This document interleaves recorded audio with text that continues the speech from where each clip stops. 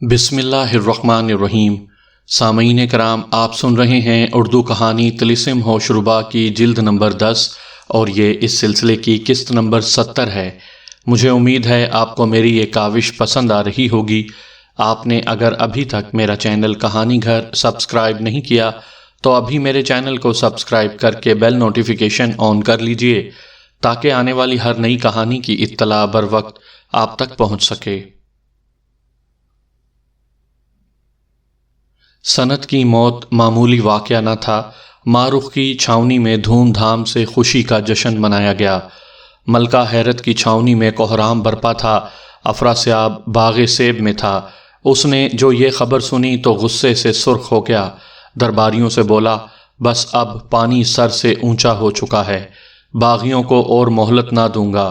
ملکہ حیرت کو کہلا بھیجو، جلد ہی کسی طلسمی بلا کو لے کر آؤں گا۔ طلسمی بلا کا نام سنتے ہی دربار میں موجود لوگوں کو جھرجھری آ گئی۔ وہ جانتے تھے کہ ان بلاؤں کا مقابلہ دنیا میں کوئی نہ کر سکے گا، لیکن انہیں ڈر تھا کہ باغیوں کو ختم کرنے کے بعد وہ دوبارہ اپنے حجروں میں واپس نہ بھیجی جا سکیں گی اور ملک کے لیے مصیبت بن جائیں گی۔ وہ چاہتے تھے کہ افراسیاب کو ایسا کرنے سے روکیں، مگر اس کو مشتعل دیکھ کر کسی کو کچھ کہنے کی ہمت نہ ہوئی۔ افراسیاب اپنی بات کہہ کر اسی وقت اڑن تخت پر بیٹھ کر طلسم ظلمات کی طرف چل دیا۔ درباریوں نے یہ خبر ملکہ حیرت کو بھیج دی۔ وہاں یہ بات مشہور ہونے پر دشمنوں کے حوصلے پھر بحال ہو گئے۔ ماہ رخ کے جاسوسوں نے یہ خبر ملکہ معجبین کو پہنچا دی۔ معجبین طلسمی بلاؤں کی طاقت سے واقف تھی۔ اس کا دل ڈوب گیا۔ مشورے کے لیے اس نے سارے سرداروں کو اکٹھا کیا۔ جس نے یہ بات سنی اس کے ہاتھ پاؤں ڈھیلے ہوتے گئے۔ ادھر افراسیاب تخت اڑاتا ہوا طلسم ظلمات کے ایک بیابان میں جا کر اترا۔ وہاں پیپل کا ایک بہت بڑا درخت تھا، جس کے نیچے پتھر کی سیل پر ایک بوڑھا جادوگر آسن جمائے بیٹھا تھا۔ افراسیاب خاموشی کے ساتھ اس جادوگر کے سامنے جا کر بیٹھ گیا۔ کچھ دیر انتظار کرنے کے بعد اس نے جادوگر کو مخاطب کر کے کہا، اے زال جادوگر، طلسم ہوشربا کا شہنشاہ افراسیاب تیرے سامنے حاضر ہے۔ وقفے وقفے سے 3 بار افراسیاب نے یہی الفاظ دہرائے۔ تزال جادوگر نے ایک آہ کے ساتھ آنکھیں کھول دیں اور رک رک کر کہا، برا کیا، میرے مراقبے میں خلل ڈال دیا۔ بہرحال شہنشاہ طلسم ہونے کے سبب تیری بات ضرور سنوں گا۔ بول، کیا چاہتا ہے؟ مجھے ظلمات کی بلا مشال جادوگر کی مدد کی ضرورت ہے۔ افراسیاب نے کہا، اس کے حجرے تک لے چل اور یہ بھی بتا کہ وہ میری مدد پر کس طرح راضی ہوگا۔ زال جادوگر بولا، یہ سودا تجھے مہنگا پڑے گا۔ کیا کوئی ایسا لڑکا ہے جسے تو سب سے زیادہ چاہتا ہو؟ ہاں، افراسیاب نے جواب دیا، میرا منہ بولا بیٹا خورشید 15-16 سال کی عمر ہوگی۔ ٹھیک، زال جادوگر نے کہا، جا کر پہلے اسے لے آ۔ تجھے اپنے ہاتھوں سے اس کے گلے پر چھری پھیرنی ہوگی، اس کا خون مشال جادوگر کو پلانا ہوگا۔ اس کے بعد وہ جو بھی مطالبہ کرے تجھے پورا کرنا ہوگا۔ اور یہ بات تو اچھی طرح جانتا ہے کہ ایک بار حجرے سے باہر نکلنے والی بلا دوبارہ حجرے میں واپس جانا پسند نہیں کرتی۔ افراسیاب خورشید کو بالکل اپنے بیٹے کی طرح چاہتا تھا۔ زال جادوگر کی شرط سنتے ہی اس کا کلیجہ کانپ اٹھا۔ اپنے ہاتھوں اپنے چہیتے کا گلا کاٹنا کوئی آسان بات نہیں، لیکن افراسیاب پر اس وقت غرض کا بھوت سوار تھا۔ سینے پر پتھر رکھ کر اس نے اپنے آپ کو سنبھالا اور کہنے لگا، میں آپ کی ہر شرط تسلیم کرتا ہوں۔ یہ کہہ کر وہ وہاں سے اٹھا اور اڑن تخت پر بیٹھ کر قلعہ خورشیدیہ کی طرف چل دیا۔ اتفاق سے اس وقت خورشید قلعے کے باہر پرندوں کا شکار کھیل رہا تھا۔ محافظوں کا ایک ہجوم اس کے ساتھ تھا۔ افراسیاب تخت اڑائے چلا جا رہا تھا کہ مجمع دیکھ کر اتر پڑا۔ خورشید کی نظر جوں ہی افراسیاب پر پڑی، تیر کمان پھینک کر بھاگتا ہوا آیا اور افراسیاب سے لپٹ گیا۔ خورشید کا بھولا بھالا چہرہ دیکھ کر افراسیاب چند لمحوں کے لیے کشمکش میں پڑ گیا، مگر پھر دل پر جبر کر کے بولا، مجھے ایک ضروری مہم درپیش ہے، میرے ساتھ چلو۔ تخت پہلے کی طرح پھر فراٹے بھرنے لگا۔ آخر دونوں زال جادوگر کے پاس جا پہنچے۔ زال جادوگر انہیں ساتھ لے کر ایک ٹیلے پر آیا۔ وہاں کوئی منتر پڑھ کر اس نے زمین پر پیر مارا، گڑگڑاہٹ کی آواز کے ساتھ ٹیلے میں ایک بڑا سا شگاف پیدا ہو گیا۔ زال جادوگر نے افراسیاب کو پیچھے آنے کا اشارہ کر کے شگاف میں چھلانگ لگا دی۔ افراسیاب بھی خورشید کو گود میں اٹھا کر شگاف میں کود پڑا۔ کچھ دیر بعد تینوں شگاف کی تہہ میں تھے۔ تھوڑے ہی فاصلے پر ایک دروازہ تھا جس میں ایک بڑا سا طلسمی تالا لٹک رہا تھا۔ زال جادوگر نے دروازے کے قریب پہنچ کر افراسیاب سے کہا، میرے علاوہ یہ تالا دنیا میں اور کوئی نہیں کھول سکتا۔ یہ کہہ کر اس نے خنجر سے ایک ہاتھ کی رگ کاٹی اور طلسمی تالے پر اپنا خون ٹپکانے لگا۔ تالا ہر طرف سے خون میں تر بتر ہو کر کھٹاک کی آواز کے ساتھ کھل گیا۔ زال جادوگر نے تالا دروازے سے دور پھینک کر پٹ کھول دیے۔ دروازہ کھلتے ہی ایک عجیب سی بو کا بھبکا آیا، ساتھ ہی نیچے جاتی ہوئی پتھروں کی سیڑھیاں دکھائی دیں۔ خورشید پہلے ہی سہما ہوا تھا۔ یہ پراسرار تہہ خانہ دیکھ کر بری طرح ڈر گیا۔ افراسیاب نے اسے پھر گود میں اٹھا لیا اور زال جادوگر کے پیچھے تہہ خانے میں اترتا چلا گیا۔ نیچے ایک کمرہ تھا جس کے بیچوں بیچ پتھر کی بڑی میز پر ایک لاش پڑی تھی۔ طلسمی بلا مشال جادوگر یہی ہے، زال جادوگر نے آہستہ سے کہا۔ افراسیاب نے کنکھیوں سے لاش کا جائزہ لیا۔ لاش کی بھویں، مونچھیں اور داڑھی اتنی بڑی ہوئی تھی کہ اس کا چہرہ تقریباً بالکل چھپ گیا تھا۔ باقی جسم کا حصہ ہڈیوں کے ڈھانچے کے سوا اور کچھ نہ معلوم دیتا تھا۔ ہاتھوں پیروں کے ناخن انگلیوں جتنے بڑے ہوئے تھے۔ سر سے پیر تک جگہ جگہ مکڑیوں نے جالا بنا رکھا تھا۔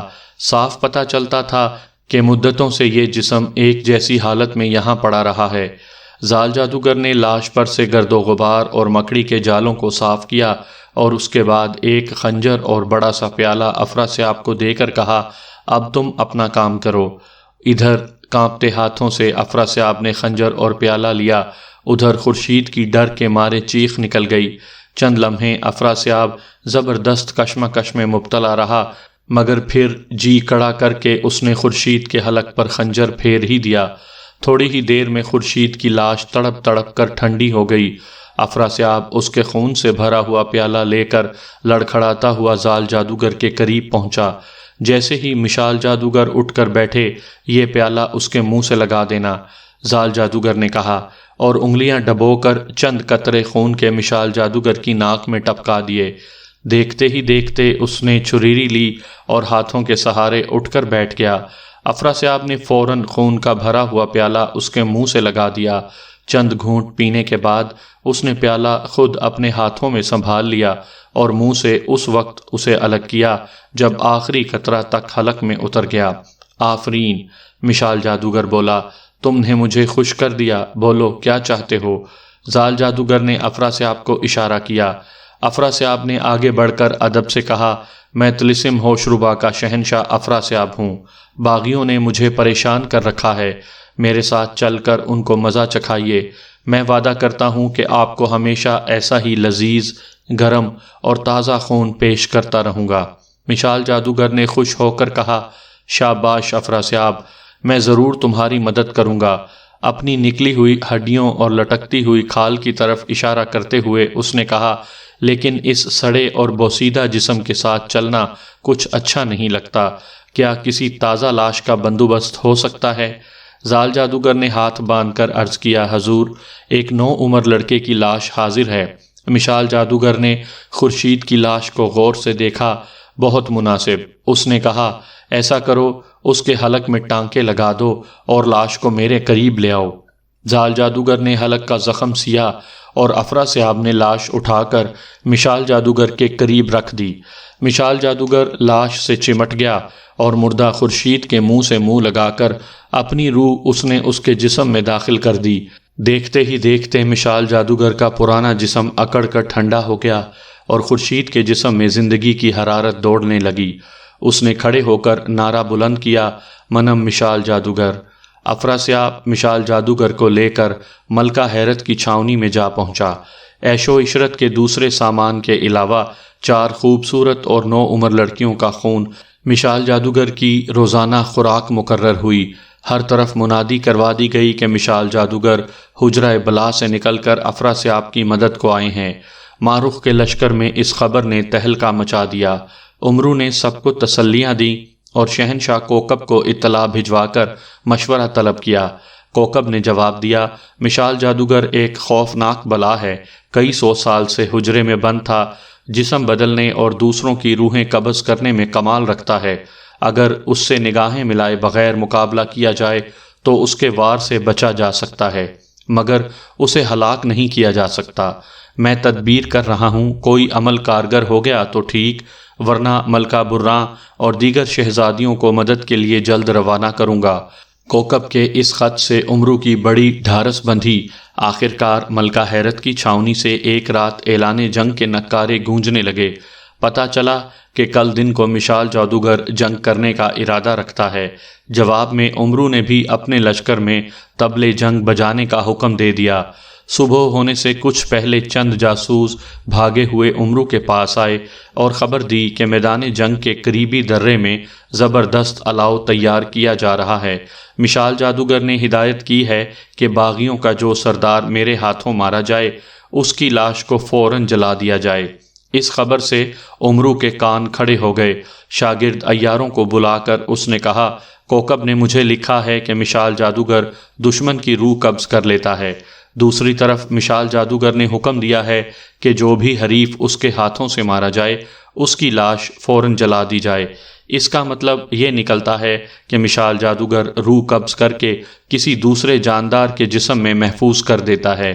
جس طرح بن پڑے تم لوگ جا کر الاؤ پر قبضہ کر لو اور ہمارا جو بھی سردار مشال جادوگر کے مقابلے میں ہلاک ہو اس کی لاش باحفاظت اپنی چھاؤنی میں پہنچا دینے کا انتظام کرو۔ شاگرد عیاروں نے امرو کے خیال سے اتفاق کیا اور بھیس بدل کر الاؤ کی طرف روانہ ہو گئے۔ سورج نکلنے پر دونوں جانب کی فوجیں ایک دوسرے کے سامنے صف آراء ہو گئیں۔ افراسیاب اور مشال بڑی شان کے ساتھ بارگاہ سے نکل کر میدان جنگ کی طرف چل پڑے۔ ان کے لشکر کی اگلی صفوں کے درمیان ایک جگہ ایک پراسرار خیمہ لگا ہوا تھا۔ نہ جانے اس کے اندر کیا تھا کہ افراسیاب اور مشال جادوگر کے علاوہ کسی کو بھی اس کے اندر جانے کی اجازت نہ تھی۔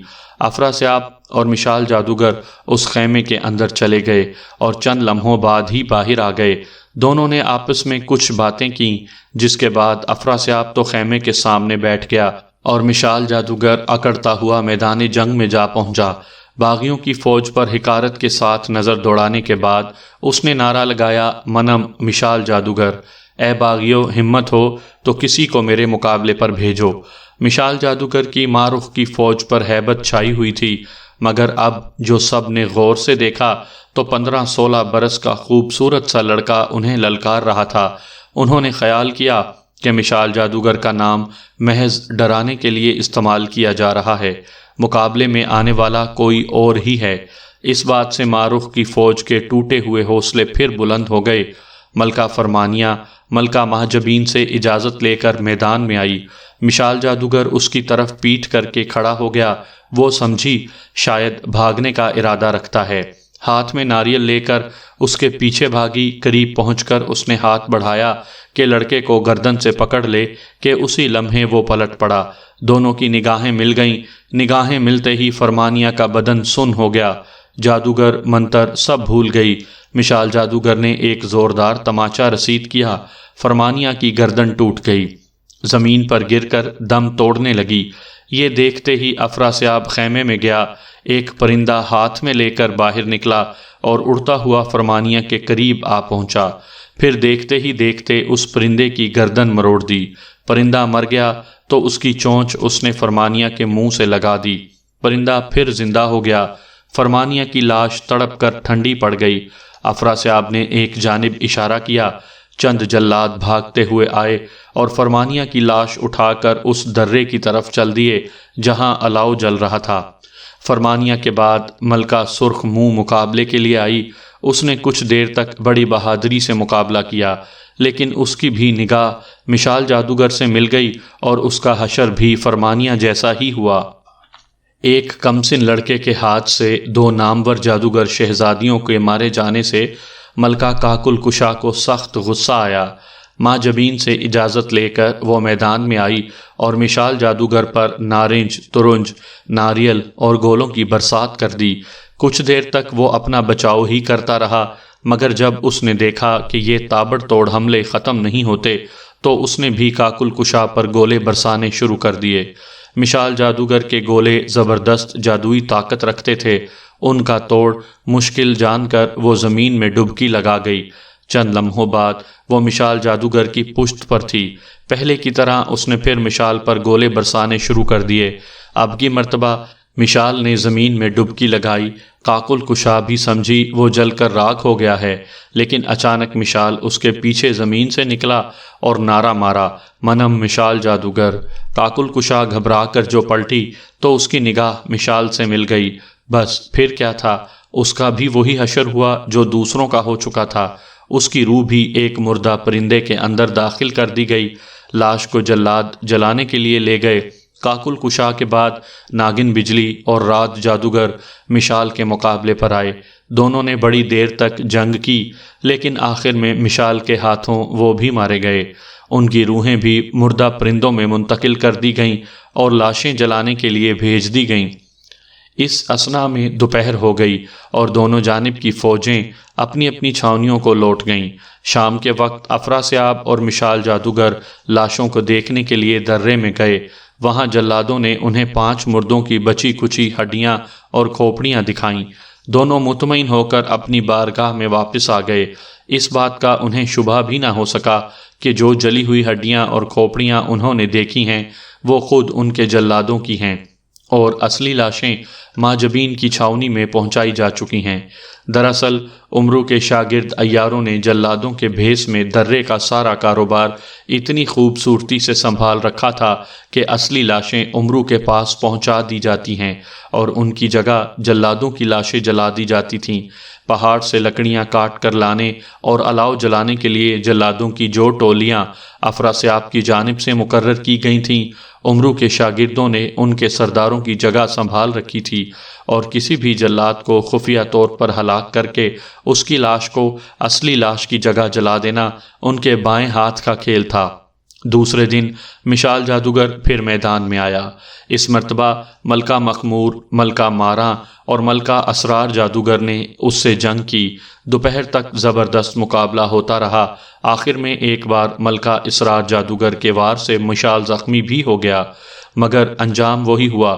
تینوں شہزادیوں کی لاشیں درے میں بھجوا کر مشال جادوگر نے جنگ ملتوی کر دی۔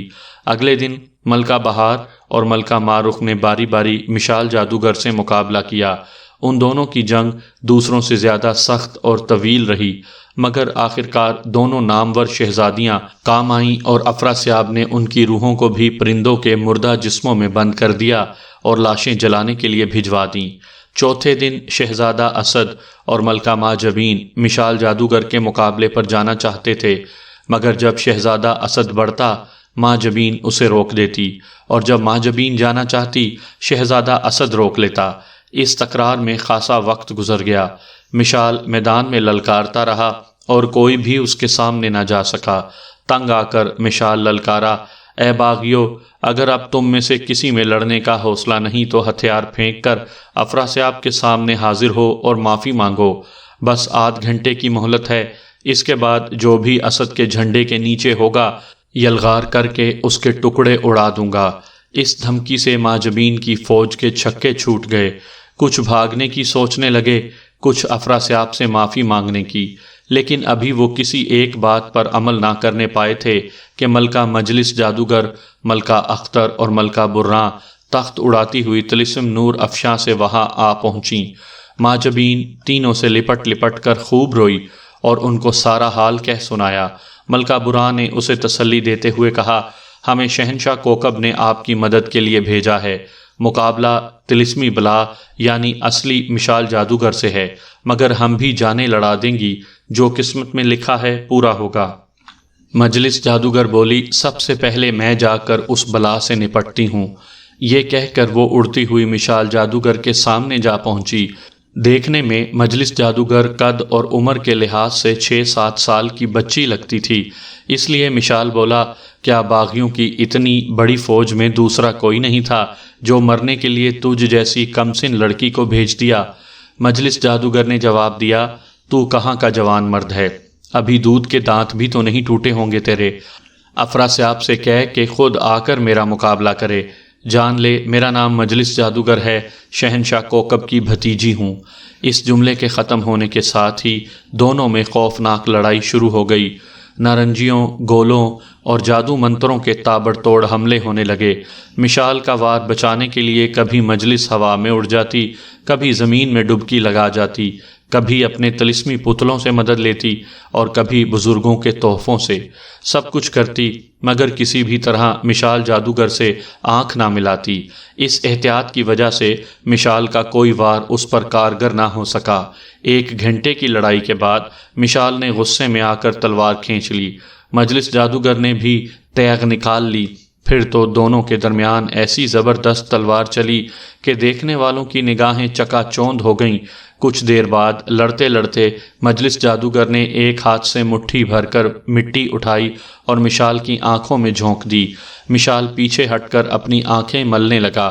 اسی لمحے مجلس نے اڑ کر اس کے سر پر تیغ کا ایسا بھرپور وار کیا کہ گردن تک سر 2 ٹکڑے ہو گیا۔ مشال زمین پر گرا اور دم توڑنے لگا۔ مجلس نے فخر سے نعرہ بلند کیا، منم مجلس جادوگر۔ افراسیاب یہ منظر دیکھتے ہی اڑتا ہوا آیا اور مشال کی لاش اٹھا کر پراسرار خیمے میں لے گیا۔ چند ہی لمحوں بعد ایک گرانڈیل نوجوان خیمے سے نکل کر دوڑتا ہوا مجلس جادوگر کے قریب جا پہنچا۔ اس وقت مجلس جادوگر ماجبین کے لشکر کی طرف منہ کیے دوستوں کے نعروں کا ہاتھ ہلا ہلا کر جواب دے رہی تھی۔ نوجوان نے آتے ہی نعرہ مارا، منم مشال جادوگر۔ اے مجلس دیکھ، کیا تو نے واقعی مجھے ہلاک کر دیا؟ مجلس چونک کر پلٹی اور ایک گرانڈیل نوجوان کو سامنے پا کر حیرت سے اسے دیکھنے لگی۔ ایسا کرنے میں اس کی نگاہیں اس کی نگاہوں سے ٹکرا گئیں۔ اس کے بعد مجلس جادوگر کو ہوش نہ رہا۔ آنے والے گرانڈیل نوجوان یا مشال جادوگر نے تلوار مجلس جادوگر کے سینے میں جھونک دی۔ وہ بیچاری اپنے بچاؤ کے لیے زبان تک نہ ہلا سکی، زمین پر گر کر تڑپنے لگی۔ افراسیاب نے آ کر مردہ پرندہ اس کے منہ سے لگا دیا۔ پرندہ زندہ ہو گیا اور مجلس کا جسم تڑپ تڑپ کر ٹھنڈا ہو گیا۔ جلاد اس کی لاش اٹھا کر درے کی طرف لے گئے۔ ملکہ اختر یہ سب کچھ دیکھ رہی تھی۔ اسے اتنا جوش آیا کہ اجازت لیے بغیر اڑ کر مشال جادوگر کے سامنے جا پہنچی۔ زبردست جنگ کر کے اس نے 2 مرتبہ مشال جادوگر کو قتل کر دیا، لیکن تیسری مرتبہ جوں ہی اس نے ایک لمبے پتلے جوان جادوگر کی شکل میں آ کر نعرہ کیا، منم مشال جادوگر، اسی وقت اچانک ملکہ اختر کی نگاہیں اس سے مل گئیں اور اسے بھی دوسری شہزادیوں جیسا انجام دیکھنا پڑا۔ خواجہ عمرو بڑے غور سے اس معاملے کو دیکھ رہے تھے کہ جیسے ہی مشال جادوگر مرتا ہے، افراسیاب اس کی لاش اٹھا کر خیمے میں لے جاتا ہے۔ وہاں سے دوسرا شخص منم مشال جادوگر کا نعرہ لگاتا ہوا آ جاتا ہے۔ سوچتے سوچتے یہ بات ان کے دماغ میں بیٹھ گئی کہ مشال جادوگر کی روح ایک سے دوسرے جسم میں داخل ہو جاتی ہے اور اس عمل کے لیے غالباً 2 تازہ لاشوں کی ضرورت ہوتی ہے، ایک مشال جادوگر کی اور دوسری کسی اور کی۔ ملکہ اختر کے بعد جیسے ہی ملکہ برراں مشال جادوگر سے لڑنے کے لیے میدان میں پہنچی، خواجہ عمرو بھی چادر اوڑھ کر اس کے پیچھے جا کھڑے ہوئے۔ ملکہ برراں نے 3 بار جمشیدی آئینے کی شعاؤں سے مشال جادوگر کو قتل کیا۔ ہر بار افراسیاب شہباز کی طرح جھپٹ کر اس کی لاش خیمے میں اٹھا کر لے جاتا اور عمرو منہ دیکھتا رہ جاتا۔ اتفاق سے 4تھی مرتبہ عجیب معاملہ ہوا۔ برراں اور مشال طلسمی تلواروں سے سخت جنگ کرتے ہوئے کبھی زمین میں ڈوب جاتے اور کبھی آسمان پر اڑنے لگتے۔ یہ لڑائی کچھ اتنی عجیب، دلچسپ اور چکا چوند پیدا کر دینے والی تھی کہ دیکھنے والے دیکھتے رہ جاتے اور خاصی دیر تک یہ نہ دیکھ پاتے کہ مشال کدھر ہے اور برراں کدھر ہے۔ ایک بار دونوں ایک دوسرے پر تابڑ توڑ وار کرتے خاصی بلندی تک اوپر چلے گئے۔ آسمان پر لڑتے لڑتے اچانک برراں کی نگاہ مشال سے مل گئی۔ مشال نے ایک بھرپور وار برراں کے سر پر لگایا۔ عین اسی موقع پر بے ہوش ہونے سے پہلے برراں کا بھی ایک زوردار وار مشال کے سر پر پڑ چکا تھا۔ دونوں تڑپ کر ایک دوسرے سے الگ ہوئے اور کلا بازیاں کھاتے ہوئے نیچے زمین پر گرے۔ پہلے ملکہ برا نیچے گری، افراسیاب نے بڑھ کر مردہ پرندہ اس کے منہ سے لگا دیا۔ برا کی روح پرندے کے جسم میں منتقل ہو گئی، اس کی لاش جلاد جلانے کے لیے لے گئے۔ اتنے میں مشال جادوگر سخت زخمی حالت میں زمین پر گرا۔ افراسیاب سمجھا وہ ٹھیک ٹھاک ہے، مگر جب وہ بھد سے زمین پر گرا اور تڑپنے لگا تو افراسیاب کو فکر ہوئی۔ چوکنا ہو کر مشال کی طرف جھپٹا۔ امرو مشال کی لاش سے زیادہ قریب تھا۔ اس نے الیاس جال مار کر مشال کی لاش گھسیٹ لی اور افراسیاب کے پہنچنے سے قبل زنبیل میں ڈال دی۔ چادر اوڑھ اپنی فوج کی طرف بھاگ کھڑا ہوا۔ چادر کی وجہ سے افراسیاب امرو کو نہ دیکھ سکا۔